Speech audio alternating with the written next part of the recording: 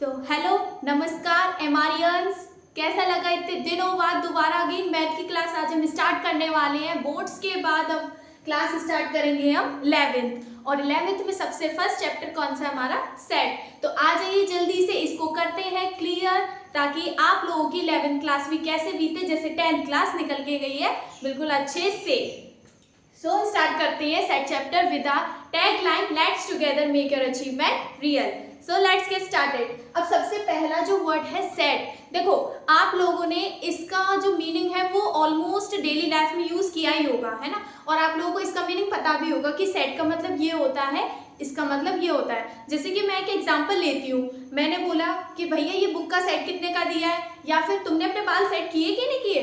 तो ऐसे करके तुम लोगों ने क्या किया, सेट का यूज कर दिया। लेकिन अब मैथ में इसका क्या यूज है, मैथ में सेट्स को किस नाम से या फिर किस वे में हमें लेना चाहिए या फिर किस तरीके से हमें पढ़ना चाहिए, तो आज मैं वही बताने वाली हूँ। देखो सेट मतलब क्या होता है, well defined collection of object, या फिर एक तरह से बोले हम अच्छे से कि कलेक्शन ऑफ ऑब्जेक्ट होना चाहिए। जैसे कि मैंने बोला बुक का सेट, स्टार्टिंग में एग्जांपल दिया था सेट ऑफ बुक, तो उसमें बुक का कलेक्शन हो रहा था, किसकी, अलग अलग सब्जेक्ट्स की बुक का क्या था, कलेक्शन था। उसमें मैथ थी, साइंस थी और अदर सब्जेक्ट भी थे, तो इसीलिए हमने उसको बोला क्या, सेट। तो सेम एज मैथ में भी नंबर्स के या फिर किसी और चीज के ग्रुप को या फिर समूह को हम क्या बोल देंगे, सेट बोल देंगे। लेकिन इसकी एक परफेक्ट डिफाइन ये है, well defined collection of objects.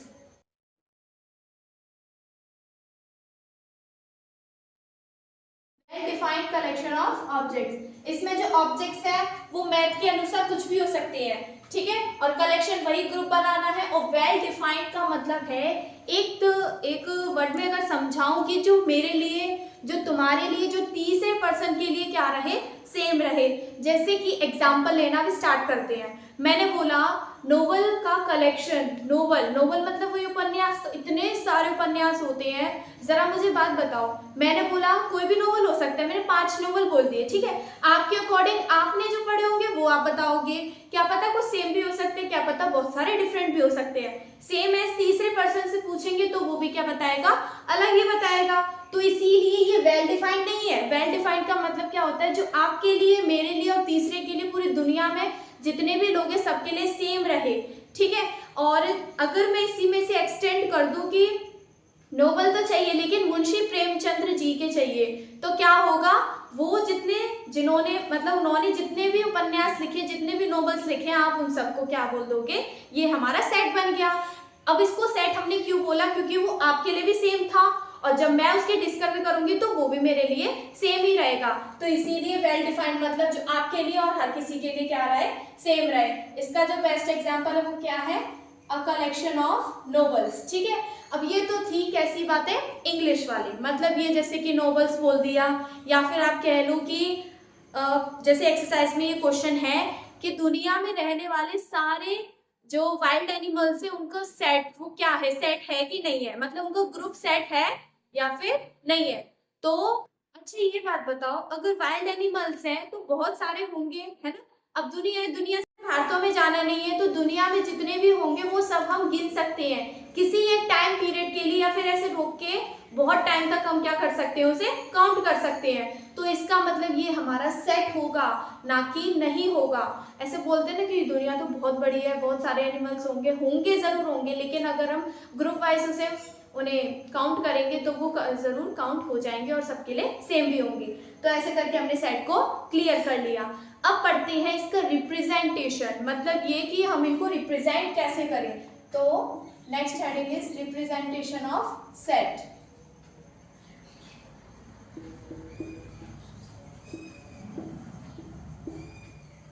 मतलब ये कि जैसे कि मैंने सेट बोल दिया बहुत सारे नंबर्स का, बहुत सारे वाइल्ड एनिमल्स, नोवेल्स, लेकिन इनको लिखेंगे कैसे, कैसे इनको बताएंगे कि हाँ ये हमारा सेट है एक अच्छे से क्रम का। तो क्या करना है, एक कोई भी अल्फाबेट ले सकते हो, वो भी कैपिटल का। मतलब ये है कि जैसे तुमने एक्स ले लिया, ए ले लिया, ठीक है, फिर इजिकल्स टू लगाएंगे, फिर क्या करेंगे, जितने भी हमारे एलिमेंट्स बताऊंगी क्या होते हैं, वो सब क्या लिखे जाते हैं, किसमें लिखे जाते हैं, कर्ली ब्रैकेट्स में। किसमें, कर्ली ब्रैकेट्स में। जैसे कि मैं बोलूं नोवेल्स की बात, तो नोवेल्स जैसे यहाँ लिख दिया, फिर कॉमा, फिर ये, फिर कॉमा के, ऐसे करके लिखती है, ठीक है। ये हमारे एलिमेंट्स हो गए। जैसे एक एग्जांपल ले लेते हैं कि इवन प्राइम नंबर्स, तो उसके लिए ले लिया हमने 2, ठीक है। हमें पता है कि प्राइम नंबर में सबसे फर्स्ट 2 ही आता है और वो हमारा क्या है, इवन है, तो इसीलिए 2 हमारा क्या हो जाएगा, एलिमेंट हो जाएगा। क्या हो जाएगा, एलिमेंट। मतलब ये कर्ली ब्रैकेट के बीच में जितने भी नंबर्स, जितने भी वर्ड्स लिखे जाते हैं वो सब हमारे क्या होते हैं, एलिमेंट्स होते हैं। तो इसको ऐसे मार्क करो, ये हमारे होते हैं एलिमेंट्स, ठीक है। दूसरी बात ये, इनको कर्ली ब्रैकेट्स में लिखा जाता है। और तीसरी बात ये कि इसको रिप्रेजेंट करने का क्या है, कोई भी कैपिटल का अल्फाबेट ले लो, चाहे वो एक्स हो, चाहे वो ए हो, चाहे वो एम ही क्यों ना हो। तो इसीलिए रिप्रेजेंटेशन ऑफ सेट में सिर्फ इतना ही था। अब बात करते हैं नेक्स्ट की। अब ये टॉपिक समझने के बाद अब बारी आती है किसकी, बिलोंग्स टू और नॉट बिलोंग्स टू। सबसे पहले आप लोगों ने ये वाला साइन जरूर पढ़ा होगा, ठीक है, जिसको हम क्या बोलते हैं, बिलोंग्स टू। बिलोंग्स टू मतलब देखो ये ई टाइप का लग रहा है, एक तो ऐसा डोम शेप बना दिया, फिर इसमें एक ऐसे मार्क कर दिया है, फिर इसी को हमने क्या कर दिया, सीधा कर दिया, तो ये बन जाता है हमारा बिलोंग्स टू मैथ की लैंग्वेज में, ठीक है। अगर इसके ऊपर हमने ऐसे क्रॉस कर दिया तो ये है नॉट बिलोंग्स टू। जैसे इक्वल्स टू होता है, फिर क्रॉस करने पर नॉट इक्वल्स टू। अब इसका मतलब ये है कि जैसे हमने एक सेट लिया है ए, कहां से कहां तक, 0 से लेकर 7 तक, मतलब प्राइम नंबर्स है, काउंटिंग नंबर्स, होल नंबर्स कहां तक, 7 तक है, ठीक है। अब इसमें देखो ये मैंने फर्स्ट, सेकंड, 6th पार्ट लिखे हुए हैं। अब इनके बीच में मैंने डैश में बनाया है, तो किस वजह से बनाया है, इस साइन की वजह से। हमें ये बताना है कि जो 2 एलिमेंट है, 2, ये वाला 2 एलिमेंट, क्या ये सेट ए से बिलोंग करता है कि नहीं करता। मतलब ये कि ये जो नंबर है 2 क्या इस सेट में आता है कि नहीं आता। तो ऑब्वियसली आता है, क्योंकि हमें यहाँ पर साक्षात दिख ही रहा है, तो इसीलिए क्या कर देंगे, इसे बिलोंग्स टू का साइन इस पे लगा देंगे, ठीक है। अब दूसरा नंबर है 4, क्या 4 आ रहा है, ऑब्वियसली, तो इसके लिए भी 4 इज बिलोंग्स टू ए। इसको कैसे पढ़ते हैं, the 4 element is belongs to set A. फिर 12 की बारी, अब बताओ जरा 12 आ रहा है क्या, नहीं आ रहा, तो इसीलिए बिलोंग टू के साथ साथ इसमें नॉट भी लगा देंगे। फिर है ये -1, ये भी नॉट बिलोंग टू, क्योंकि इसमें 0 से स्टार्टिंग हो रही है नंबर की। 9 भी है हमारा नॉट बिलोंग्स टू, और 6 हमारा है बिलोंग्स टू। आया समझ में, belongs to, non belongs to का मतलब ये वाला कॉन्सेप्ट इस चैप्टर में बहुत ईजी है। अच्छा, अब हम पढ़ेंगे एक नंबर्स की बात। मतलब ये कि जैसे कि आप लोगों ने पढ़े होंगे, नेचुरल नंबर्स होते हैं, होल नंबर्स होते हैं, इंटीजर्स होते हैं, रेशनल होते हैं, तो इनको हम कैसे रिप्रेजेंट करेंगे। मतलब इनके लिए भी एक कैपिटल लेटर होता है। तो सबसे पहला है हमारा नेचुरल नंबर। कौन सा है, नेचुरल नंबर। तो नेचुरल नंबर के लिए हम डिनोट करते हैं किसको, फिर है दूसरा हमारा होल नंबर, होल नंबर के लिए डिनोट करेंगे। फिर नेक्स्ट है हमारा इंटीजर्स, इंटीजर्स के लिए करेंगे। फिर है हमारा रेशनल नंबर, हो गया। अब देखो क्या करना है, फिर अगेन लास्ट रह जाता है हमारा रियल नंबर, क्योंकि रियल नंबर तो सारे नंबर्स का बाप है, तो इसीलिए नेचुरल नंबर क्या है हमारा, इसको हम करते हैं एन से, कैपिटल एन। अगर कहीं पे भी कैपिटल एन लिखा हुआ है, समझ लो वहां पर बात हो रही है किसकी, नेचुरल नंबर की। मैं इसलिए बता रही हूँ क्योंकि क्वेश्चंस में बहुत बार रिपीट होगा। होल नंबर के लिए क्या आ जाता है, डब्ल्यू। इंटीजर्स के लिए आता है हमारा जेड, रेशनल नंबर्स के लिए क्यू, और रियल नंबर के लिए आएगा आर। देखो इसको इसको इसको ये तो अच्छे से लर्न हो जाएंगे, क्योंकि इनके आगे वाले लेटर्स कैसे हैं, सेम है जो हमने रिप्रेजेंट करने के लिए लिए हैं, लेकिन इनको आपको लर्न करना पड़ेगा। अगर सुनो z के ऊपर ऐसे प्लस का साइन आ जाए मतलब पॉजिटिव इंटीजर्स, z के ऊपर नेगेटिव साइन आ जाए मतलब नेगेटिव इंटीजर्स, तो बस स्टार्टिंग वाली एक्सरसाइज का कॉन्सेप्ट यही है जो एक बोर्ड पे मैंने लिख दिया है। अगर आपको ये चीज आती है और ये चीज आती है तो आप अच्छे से इसे सॉल्व कर सकते हो। बस हमें एक बार टाइप्स ऑफ सेट भी पढ़ने हैं जो कि फर्स्ट एक्सरसाइज में रिपीट हो रहे हैं, उसको और पढ़ते हैं। अब हम किस पे आ चुके हैं, सेट के रिप्रेजेंटेशन पे, मतलब roster form, tabular form, set builder form. देखो मैंने इन्हें 2 टाइप में डिवाइड कर दिया गया है। एक तो सबसे पहला है रोस्टर, फिर जिसको हम नाम दे देते हैं टैबुलर, फिर दूसरा है सेट बिल्डर फॉर्म। देखो इनको मैंने किस तरीके से लिखा है, अगर रोस्टर फॉर्म है तो मतलब नंबर फॉर्म जरूर होगी, नंबर फॉर्म कह लो या फिर ऐसी फॉर्म कह लो। देखो जो इजी या फिर सिंपल वे वाली फॉर्म लगे जिसमें एलिमेंट्स अच्छे से दिख रहे हो तो वो होती है हमारी रोस्टर फॉर्म। दूसरी फॉर्म कौन सी होती है, सेट बिल्डर फॉर्म। मैंने इसके एग्जांपल इसलिए नहीं लिखे क्योंकि अभी मैं इनको क्या करके दिखा दूंगी, चेंज करके दिखा दूंगी, तो एक साथ दोनों चीज हमारी हो जाएगी। रोस्टर और टेबुलर फॉर्म और नंबर फॉर्म के एग्जांपल ये रहे हमारे। हमारा सेट एक एलिमेंट, हमारा सेट है एक ए जिसके एलिमेंट्स दे रखे हमें ए ई आई ओ यू, ठीक है।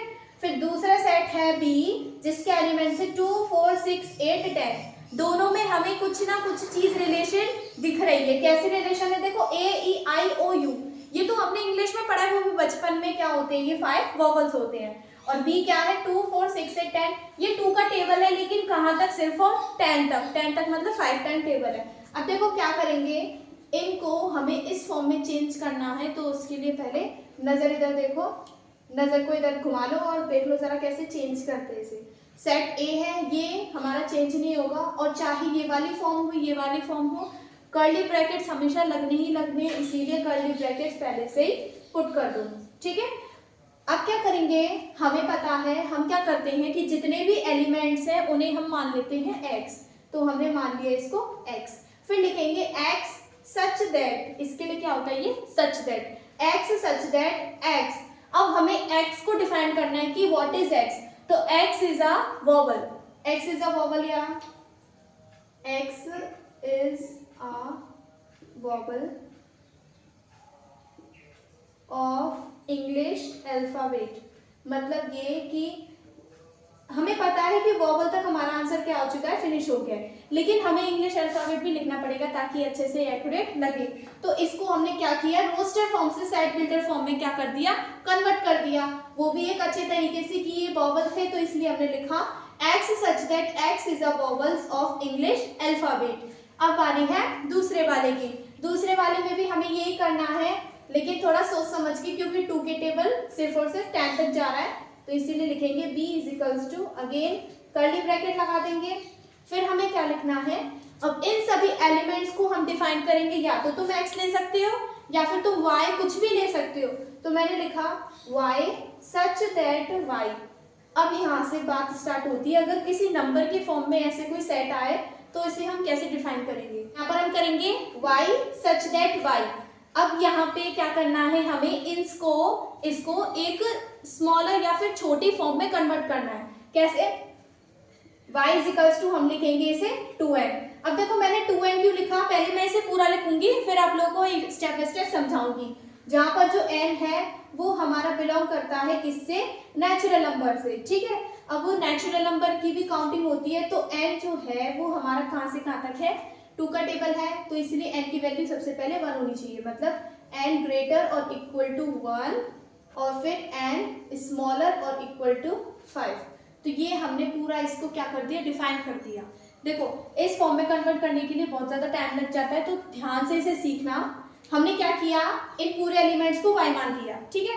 फिर सच दैट y तो लिखते ही है, हर किसी नंबर के फॉर्म में लिखते हैं, तो y such that y is equals to 2n। ये आप लोगों को सोचना पड़ेगा, अगर मान लो कोई भी टेबल है, ठीक है, जैसे 2 का टेबल है तो 2n लिखा, 3 का टेबल होगा तो 3n लिखेंगे, 5 का टेबल होगा तो 5n लिखेंगे। फिर यहाँ पर n को भी डिफाइन करना पड़ेगा, कैसे कि जो n है वो हमारा नेचुरल नंबर है, और जो n है वो हमारा 1 से बड़ा है और 1 के बराबर भी है, और 5 से छोटा और 5 के बराबर। अब देखो ये इक्वल टू वाला साइन क्या दर्शाता है कि वो वाला नंबर भी हमें लेना है। अगर हम 1 लिखेंगे यहाँ पर तो 2 1 2, ये रहा एलिमेंट फर्स्ट, फिर n की वैल्यू 2 लेंगे तो 2 2 4, फिर 3 6, फिर 4 8, एंड देन लास्ट नंबर कौन सा है हमारा 5, तो इसीलिए आ जाएगा 10। ऐसे करके हमने इन दोनों को क्या कर दिया, चेंज कर दिया। अब हम आगे बढ़ेंगे किस पे, एक्सरसाइज पे। तो आज हमने क्या समझा, पूरे फर्स्ट एक्सरसाइज का सेट का कॉन्सेप्ट हमने समझ लिया। आज जो फर्स्ट एक्सरसाइज है वो हम कराएंगे अपनी नेक्स्ट वीडियो में। तो उस एक्सरसाइज को समझने के लिए आपको सबसे पहले कॉन्सेप्ट आना चाहिए, तो इसे अच्छे से अपने दिमाग में बिठा लीजिए, क्योंकि 11th क्लास थोड़ी टफ होती है 12th क्लास से, जैसे कि 9th क्लास होती है, तो इसीलिए इसे अच्छे से रिकवर करिए, वो भी मैथ के साथ। तो मिलते हैं नेक्स्ट वीडियो में नई एक्सरसाइज के साथ।